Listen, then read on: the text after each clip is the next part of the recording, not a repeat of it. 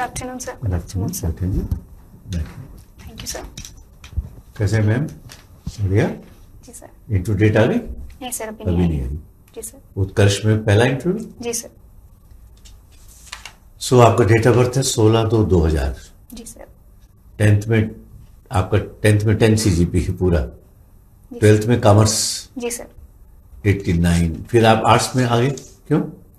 Sir commerce में आगे future carry करने के लिए इतनी आर्थिक परिदृश्य इतना अच्छा नहीं था कि बाहर जाके पढ़ कॉमर्स सकूं। में क्यों नहीं कैरियर ऑप्शन, क्या कारण है? सर जहाँ से मैं बिलोंग करती हूँ वहाँ बाहर जाकर मैं स्टडी नहीं कर पाती, इस वजह से। तो आपने फिर ज्योग्राफी, इकोनॉमिक्स, पॉलिटिकल साइंस से लिया, कहाँ से किया ये? सर ये महाराजा गंगा सिंह यूनिवर्सिटी बीकानेर। महाराजा गंगा सिंह यूनिवर्सिटी से। जी सर। बीकानेर जाके किया या आप नहीं सर। गंगानगर से किया? नहीं सर, सूरतगढ़ में कॉलेज सर रविंद्र सिंह। सूरतगढ़ से जी किया, सर। ठीक है। बहुत- अभी आप L2 की पोस्ट पर कब से हैं? सर 2023। 2008? 23 23 से अभी 2 साल पहले। जी सर। बीएड कहाँ से किया आपने? सर बीएड मैंने बीएड सूरतगढ़ कॉलेज से किया। सूरतगढ़ से किया। जी पीजीटी के थ्रू वही नंबर आया आपका? जी सर। इंटर्नशिप हुई? जी सर। एक्चुअल हुई है कागज पे? जी सर, एक्चुअल थी। सच बताना। जी जी सर। बच्चे आते हैं कॉलेज में, क्लासों में? जी सर। यहाँ फिक्स हो जाता है कुछ नहीं आओ तो चलेगा? नहीं नहीं सर। मैंने 5 साल पीजीटी कोऑर्डिनेटर रहा हूँ, ध्यान रखना, मेरे को आपके कॉलेज का सब पता है। नहीं सर, सच बताओ। सर हमारा जब कॉलेज का टाइम था तब कोरोना भी चल रहा था, तो हाफ टाइम। कोरोना में वैसे निकल बच गए आप। चलिए, और हॉबी अपने नहीं लिखी, हॉबी क्या बेटा? बैडमिंटन। हैं? बैडमिंटन खेल। बैडमिंटन खेलते हैं। Single, double? सिंगल। बैडमिंटन का खिलाड़ी जी सर। बिना ट्रेनिंग लिए दूसरा कौन सा खेल ठीक खेल सकता है? सर मुझे लगता है टेनिस खेल सकते हैं। Very good. क्यों? सर उसके अंदर जो एजिलिटी चाहिए हमें, जो रैकेट की प्रैक्टिस चाहिए, या फिर जो बॉल और शटल कॉक है उसके अंदर बहुत सिमिलैरिटीज होती हैं। रूल्स में भी कुछ सिमिलैरिटीज होती हैं, तो सिमिलैरिटी किस चीज की है? वहां तो बॉल है, वहां कॉक है। सिमिलैरिटी किस चीज की है? इसको कहते हैं पॉजिटिव ट्रांसफर। ये सिमिलैरिटी किसकी है?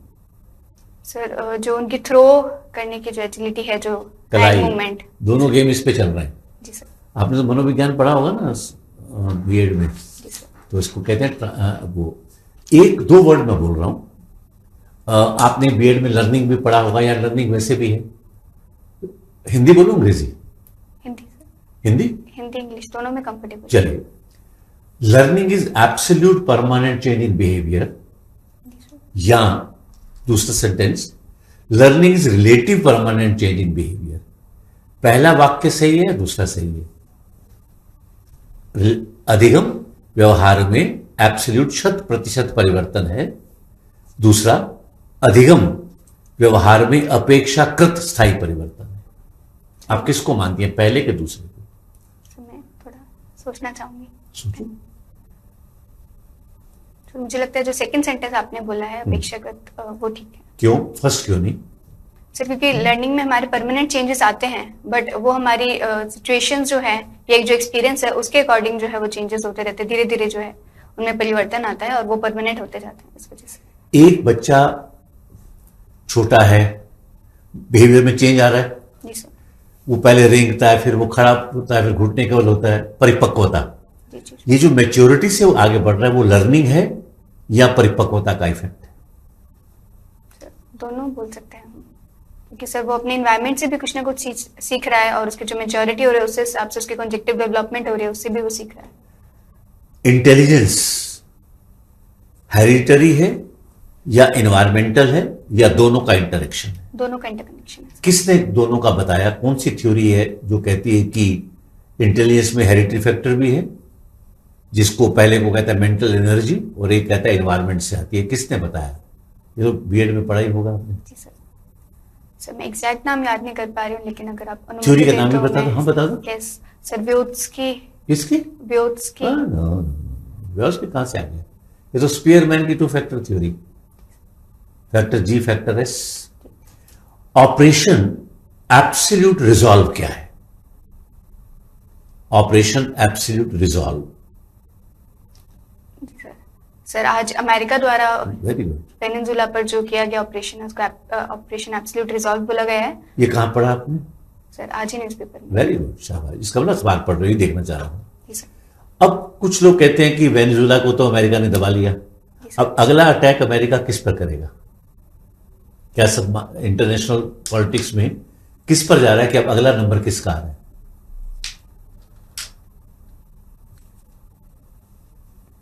सर मैं याद नहीं कर पा रही हूँ। कोई बात नहीं। शिक्षा को सरकारों ने गिनी पिग बना दिया। गिनी पिग समझती हैं? जिन पर हम प्रयोग करते रहे। एक बार जो सरकार आती है नया प्रयोग करती है, कोई ये कमीशन, वो ये कमीशन, कभी ये चेंज, कभी वो चेंज। क्या ये न्यू एजुकेशन पॉलिसी पुरानी स्कीम से आप बेटर समझती हैं या ये भी केवल एक प्रयोग है?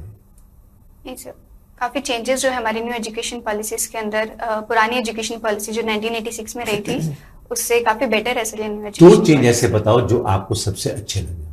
सर मुझे लगता है कि जो हमारे सरकारी स्कूल, अगर जहाँ पे मैं अभी हूँ, जॉब कर रही हूँ सर, वहाँ पर जो अगर हम हमारा आसपास का परिदृश्य देखें तो बहुत सारे बच्चे हैं सर जो हमारी स्थानीय भाषा में पढ़ना चाहते हैं, जिस वजह से वो छोड़ भी देते हैं सर, ड्रॉप आउट रेट भी होते हैं। तो उसके अंदर जो हमारी मातृभाषा में हमारी जो प्राथमिक शिक्षा है, मुझे लगता है वो बहुत बेनिफिट करेगी। नंबर 1। नंबर 2 दूसरी क्या ऐसा लगा? सर दूसरी जो वोकेशनल ट्रेनिंग है बच्चों को, स्किल डेवलपमेंट की ट्रेनिंग क्या ट्रेनिंग देते हो वोकेशनल, बताओ सर। अभी जो हमारे करियर काउंसलिंग प्रोजेक्ट जो है बच्चों के लिए चल रहे हैं, जहाँ 9 से 12th में करियर जो है उनके अपॉर्चुनिटीज के बारे में उनको बताया जाता है।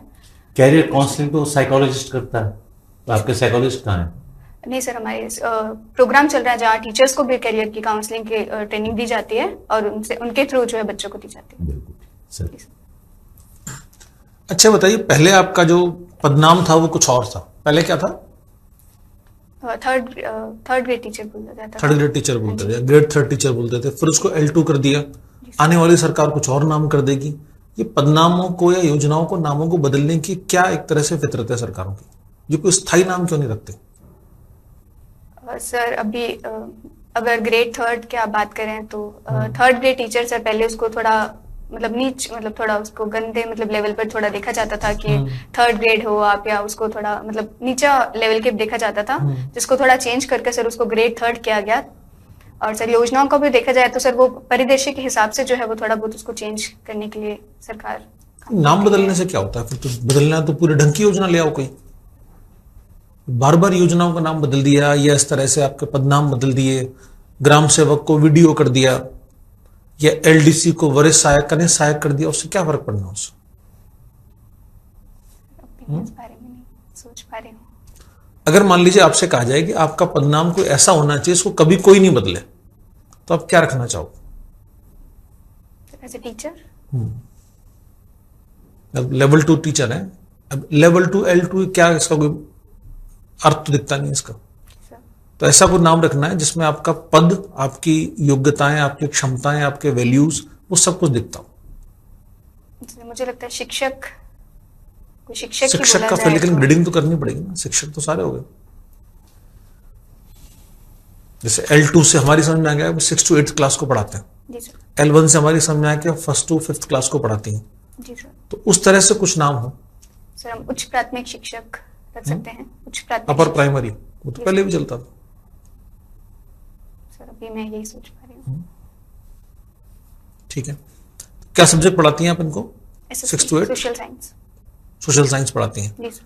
6th क्लास में कौन कौन सी बुक्स चल रही हैं फिलहाल? कितनी बुक्स है टोटल 6th में? 6th में सर अभी सिलेबस चेंज हुआ है जहाँ पर सिर्फ एक ही बुक रखी गई है। एक ही बुक है SST की, क्या नाम है उस बुक का? सर बुक का नाम सर सोशल स्टडीज समकालीन भारत। याद करता वो तो हिस्ट्री की बुक थी, समकालीन भारत।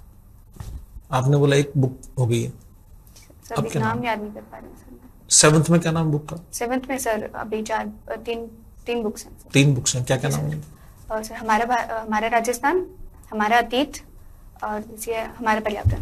हमारा पर्यावरण। पर्यावरण, हमारे अतीत में हिस्ट्री होगी, जी सर। हमारा पर्यावरण में ज्योग्राफी है, कुछ और भी है साथ में? जो इकोनॉमिक्स नहीं कहीं? नहीं सर। Political science? पॉलिटिकल में हमारा अतीत और हमारा राजस्थान पॉलिटिकल की सर है किताब। क्या है बुक?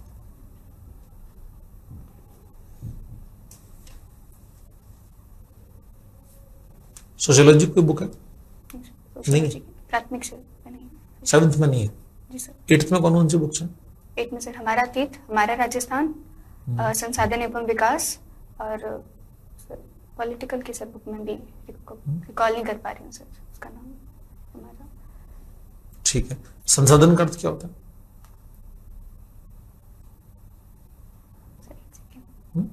सर 2 सेकंड लेना चाहूँगा।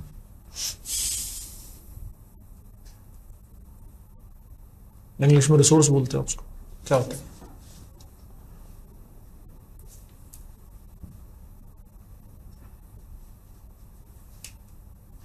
सर ऐसी वस्तुएं होती हैं जिनका प्रयोग मनुष्य द्वारा किया जाता है।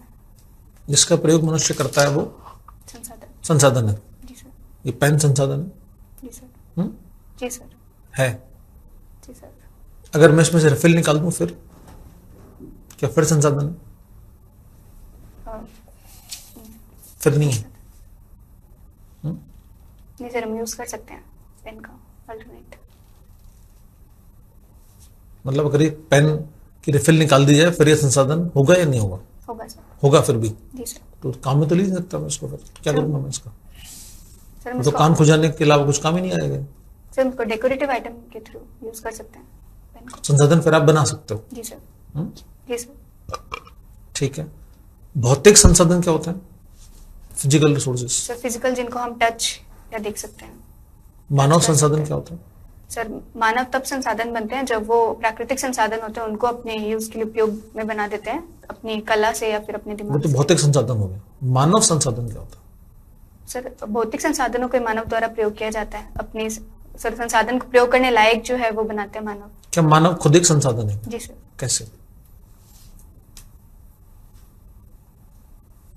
सर जैसे अगर कोई भी हमारे पास प्राकृतिक पेड़ है, उसका संसाधन में उपयोग जो है वो मानव। वो भौतिक संसाधन बता रहा हूं मैं आपसे, कह रहा हूं क्या मानव संसाधन है? सभी प्राइवेट कंपनीज में एक डिपार्टमेंट होता है HR, ह्यूमन रिसोर्सेज। जी सर। सेंटर में भी मिनिस्ट्री का नाम था ह्यूमन रिसोर्सेज डेवलपमेंट मिनिस्ट्री, उसको एजुकेशन मिनिस्ट्री नाम कर दिया। जी सर। तो ये मानव संसाधन होता क्या है?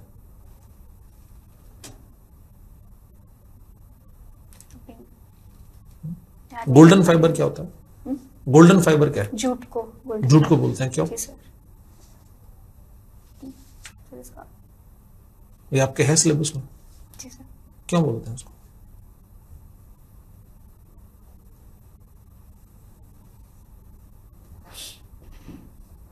सर भी मैं रिकॉल नहीं कर पा रही हूँ। बैडमिंटन जब आप खेलते हो तो उसमें किस तरह की क्षमताओं का विकास होता है? सर उसमें हमारी agility, flexibility, discipline, coordination, cooperation. Coordination किसका? सर हमारी बॉडी पार्ट्स का कोऑर्डिनेशन, और हम जब टीम मेंबर्स के किस साथ का? खेलते बॉडी के कौन से पार्ट से कोऑर्डिनेशन? ये बताओ ना।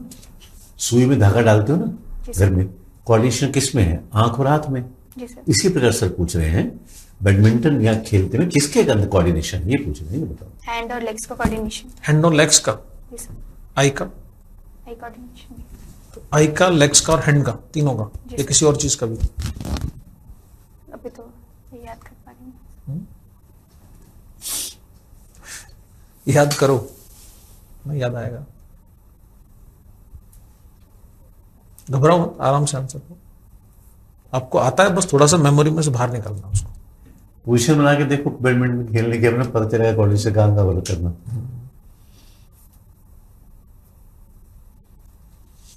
सर हैंड्स, लेग्स, आईज और हेड का मूवमेंट। तो आप लेफ्ट हैंडेड है, राइट हैंडेड है? आप राइट हैंड। राइट हैंडेड है। जी सर। तो राइट हैंड जब आप खेलती हैं तो उसमें किन चीजों का ध्यान ज्यादा रखती हैं बैडमिंटन खेलते हैं? सर फॉल्ट, कोई भी जो है वो फॉल ना हो उसका। और फाउल कैसे हो सकते हैं इसमें? सर फाउल अगर हम सर्विस कर रहे हैं तो उसमें जो है वो हमें वेस्ट से नीचे जो है हमारा रैकेट होना चाहिए 1.15 मीटर की दूरी पर। अगर उससे ज्यादा हुआ तो फॉल हो सकता है। फिर अगर हमारा शटल कॉक नेट को टच करता है तो, और अगर हम जब थ्रो करते हैं तो अगर वो कोर्ट से बाहर चली जाए तो फाउल होता है। तो मान लो आपने सर्विस की और सर्विस आपके ही कोर्ट में गिर गई, अपोनेंट के पास नहीं गई, तो पॉइंट आपके ऊपर आएगा कि नहीं आएगा? नहीं सर।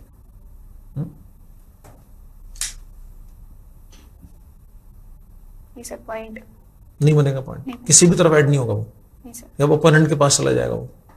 नहीं सर, पॉइंट नहीं बनेगा इसका जब तक सर्विस प्रॉपर नहीं हो जाती तब तक। मतलब आपने सर्विस करी है, वो आपके कोर्ट में गिर गया तो उसका कोई पॉइंट नहीं बनता, ये कहना चाह रहे हो? जी सर। सर आपने BA किया हुआ है ज्योग्राफी, इकोनॉमिक्स और पॉलिटिकल साइंस से। इंडिया को सब कॉन्टिनेंट क्यों बोला जाता है? भारतीय उपमहाद्वीप बोलते हैं, क्या रही उपमहाद्वीप क्यों बोला जाता है उसको? सर मैं थोड़ा टाइम लेना चाहूंगी।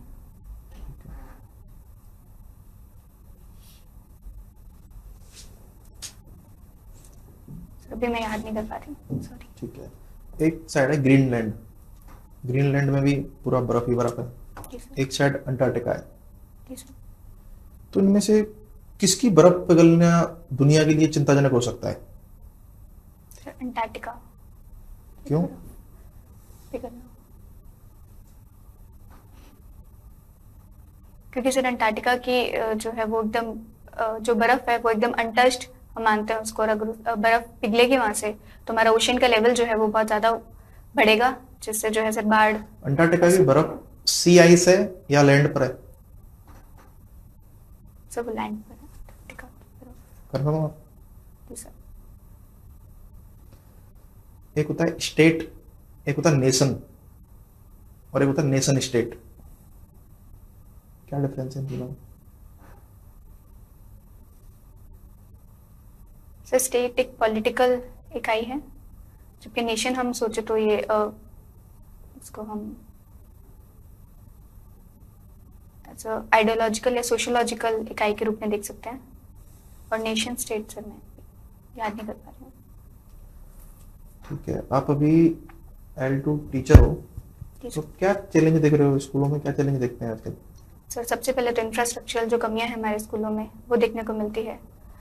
सर दूसरा जो है वो संसाधन जो है, जैसे बेसिक टॉयलेट्स जो हैं उनकी कमी देखने को मिलती है। सर रूरल इलाकों में जो है सर हम बच्चियों का जो है वो शिक्षा जो है वो उतनी अच्छी नहीं हो पाती है, या बच्चों का जो ड्रॉप आउट रेट है वो थोड़ा ज़्यादा है। तो वो देखिए। आप किसी क्षेत्र में SDM बनते हो, जी सर। तो ड्रॉप आउट जो रेट है उसको काउंटर करने के लिए आप क्या करोगे? जी सर, सबसे पहले मैं ग्रास रूट लेवल पर काम करूंगी, जहाँ जो भी सेल्फ हेल्प ग्रुप्स हैं उनकी जो महिलाएं हैं उनसे सहायता लूंगी, और डोर टू डोर कैंपेन के थ्रू जो है लड़कियों के अंदर साक्षरता जो जागरूकता फैलाने का जो है या उनको बढ़ाने का, जागरूक करने का काम करूंगी। दूसरा सर मैं जो है वो डिजिटल जो चौपाल है उनका नुक्कड़ नाटक के थ्रू जो है वो जागरूकता फैलाऊंगी। और सर गांव में जो है सर रोल मॉडल्स जो है उनको जाकर, या जो भी जनप्रतिनिधि है महिला, उनके थ्रू जो है सर लड़कियों को स्कूल में तो आने आप एज ए टीचर आपने क्या किया इसके लिए, ड्रॉप आउट के रोकने के लिए? जी सर जहाँ मैं भी कार्यरत हूँ वहाँ पर सर आदिवासी इलाका है उदयपुर के अंदर। तो सर वहाँ पर जो बच्चों का जो है वो ड्रॉप आउट थोड़ा ज़्यादा है, तो सर मैं डोर टू डोर जाती हूँ। अगर उनकी एब्सेंट ज़्यादा होती है या वो नहीं आ पाती हैं तो उनको घर से लेकर आना, उनके पेरेंट्स को समझाइश करना, काम किया है। मेन कारण क्या है इसके ड्रॉप आउट होने के? किस तरह देखते हो आप पेरेंट्स के पास भी गए होंगे, उन लोगों ने बोला भी होगा कि हम अपने बच्चों को स्कूल इसलिए नहीं भेज रहे, क्या मेन कारण देखते हो आप इनका? सर अगर हम लड़कियों के परिप्रेक्ष्य पे देखें तो सर जो उच्च प्राथमिक या जो माध्यमिक विद्यालय हैं वो बहुत दूर होते हैं, 5 किलोमीटर के रेडियस में नहीं मिल पाते हैं। तो इतना दूर जो है उनको भेजने के लिए ट्रांसपोर्ट की सुविधा नहीं हो पाती है, या थोड़े उनको सुरक्षा से रिलेटेड चैलेंजेस भी लगते हैं।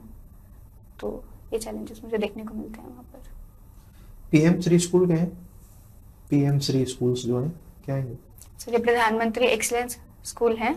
सर ये PM के द्वारा एक चलाई गई योजना है, जिसके अंदर सर हम एक पूरे ब्लॉक के अंदर या फिर एक जो है जिले के अंदर जो है कुछ ऐसे स्कूलों का निर्माण कर रहे हैं जो कि हमारी जो NEP है उसके अकॉर्डिंग होंगे। तो ये सेंट्रल स्पॉन्सर्ड स्कीम के तहत है या सेंट्रल सेक्टर स्कीम के तहत है? सर ये सेंट्रल सेक्टर स्कीम के तहत। सेंट्रल सेक्टर स्कीम के तहत। क्या होती है central sector scheme? Sir central sector schemes वो होती हैं जो टोटली जो है सेंटर के द्वारा स्पॉन्सर्ड होती हैं, और सेंटर जो यूनियन लिस्ट है उसके अकॉर्डिंग इसके अंदर कार्य किए तो जाते हैं। इसमें स्टेट गवर्नमेंट का कोई रोल नहीं है PM3 स्कूल्स में? सर पर स्टेट की कोई फंडिंग नहीं है इसमें? स्टेट की फंडिंग तो नहीं है। पक्का? अभी तो इसमें RBSE, CBSE, KV कौन सी स्कूलें शामिल की गई है PM3 में, या कोई भी स्कूल हो सकती है? तो इसमें स्टेट के स्कूल शामिल किए गए हैं। स्टेट बोर्ड की स्कूल है, जी सर। लेकिन मैंने देखा है KV स्कूल के ऊपर भी नाम लिखा हुआ था। तो जहाँ तक मेरी जानकारी है स्टेट के। अभी एक मुद्दा उठा था कि हिंदू ग्रोथ रेट, सुना आपने? इकोनॉमिक्स में हिंदू ग्रोथ रेट जी सर। क्या है? सर मैंने पढ़ा था बट अभी मैं रिकॉल नहीं कर पा तो रही हूँ। जिस इकोनॉमी की ग्रोथ रेट है वो धीमी हो, जैसे 2%, 1% हो, उसको हिंदू ग्रोथ रेट है वो बोला गया। अभी अपने माननीय प्रधानमंत्री जी ने बोला कि ये एक इकोनॉमिक्स जो ग्रोथ रेट है उसको एक धर्म से क्यों जोड़ा गया, हमें इसका नाम बदलना चाहते हैं। अगर इसका नाम बदलना जाए तो आप क्या नाम रखेंगे, क्या नाम बदले जाने के पीछे कोई लॉजिक, कोई तार्किकता है? सर इंडिया हमारे डाइवर्सिटी पे बिलीव करता है, तो अगर ये कोई स्पेशल धर्म के ऊपर है तो हम बदल सकते हैं इसको। और सर क्या नाम रखेंगे फिर अगर बदले? Growth rate. Hindu growth rate की जगह क्या रखेंगे जिससे कि उस ग्रोथ रेट को भी रिप्रेजेंट हो जाए और किसी भी धर्म के नाम पे नहीं हो? तो हमको क्रीपिंग ग्रोथ रेट या रख सकते हैं। अच्छा, एक गोल्डीलॉक ग्रोथ रेट होती है, ये क्या होती है? Sorry sir. गोल्डीलॉक जोन सुना है? आप ज्योग्राफी भी आपको सब्जेक्ट है। गोल्डीलॉक जोन रिकॉल नहीं कर पा रही हूँ। मतलब जहाँ पे लाइफ है वो संभव हो, नहीं सुना? अच्छा, कुछ प्लेनेट ऐसे होते हैं जहाँ पे एनवायरनमेंट होता है, कुछ ऐसे होते हैं जहाँ पे एनवायरनमेंट या एटमॉस्फेयर नहीं होता है। क्या रीजन होता है? जैसे अर्थ के ऊपर है एटमॉस्फेयर है तो यहाँ पे लाइफ है वो पॉसिबल है, लेकिन कुछ ऐसे प्लेनेट भी है जहाँ पे एटमॉस्फेयर है ही नहीं, वहाँ पे लाइफ पॉसिबल भी नहीं है। उसका क्या रीजन है?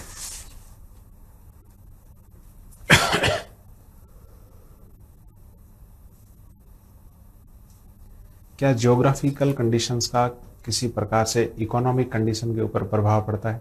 जी सर। कैसे?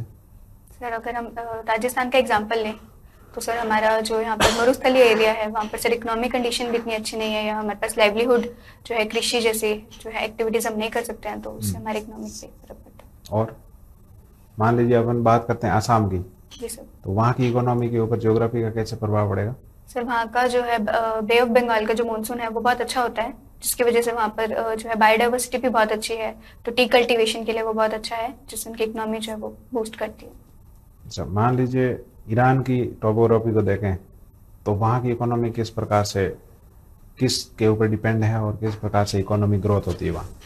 सर ईरान की टोपोग्राफी को हम देखें तो सर वहाँ पर मेन जो उनकी इकोनॉमी है वो ऑयल के ऊपर डिपेंड करती है, जो ऑयल उनका मेजर मिनरल है उसके ऊपर डिपेंड करती है।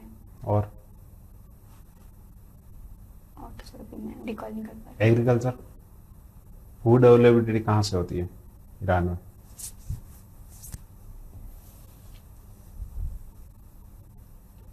अच्छा, ये अभी माना गया है कि जो भारत है उस स्थिति में है जहाँ से 2026 के अंदर अगर हम निम्न सेक्टर 4-5 सेक्टर है, अगर उनके ऊपर ज़्यादा इन्वेस्टमेंट अगर फोकस अपन करेंगे तो एक सस्टेन्ड इकोनॉमिक ग्रोथ है देखने को मिलेगी। तो आपके हिसाब से कौन कौन से सेक्टर हो सकते हैं जहाँ पे अगर अपन इस तरह का इनिशिएटिव इन्वेस्टमेंट स्कीम के थ्रू लागू करें तो एक सस्टेन्ड ग्रोथ होगी? सर 5 सेक्टर बताने आप। सर पहला मैन्युफैक्चरिंग, ठीक है। दूसरा सर एआई और टेक्नोलॉजी के ऊपर, इसको सेक्टर को क्या बोलते हैं इसको? IT sector. गुड। और तो सर हम टूरिज्म पे फोकस कर सकते हैं। ठीक है। तो semiconductors, metals and metal, metals. ठीक है।